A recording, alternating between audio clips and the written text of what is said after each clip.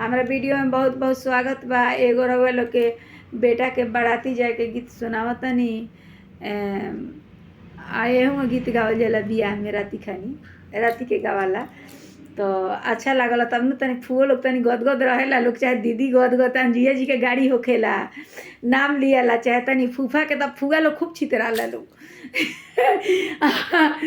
अति बा जिया जी के तनी आयल फूफा आए रहेला लोग, जिया जी लोग के गाड़ी ना फैलक। अगर जीजा जी के सार के बियाह में ना अगर कुछ गरियावल गल, फूफा के ना गरियावल गल, तो उ लोग का मन गदगद ना हुई। पैसा दे हम दहेज दम सिकड़ी उकड़ी वो से गदगद ना होइलो, गदगद होइलो गेसे।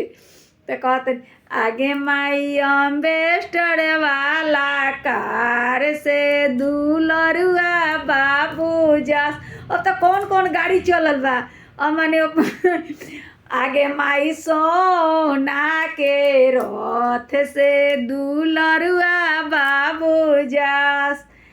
आगे माई पापा जी हो अपन पापा जी समधिया बने के जास।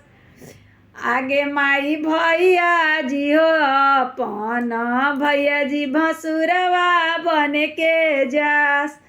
आगे माई अम्बेस्टर वाला कार से दुलरुआ बाबू जास। आगे माई फूफा हो अपन फूफा जी गदहा चढ़ के जास। आगे माई फुआ हो अपन फुआ नचनिया बन के जास।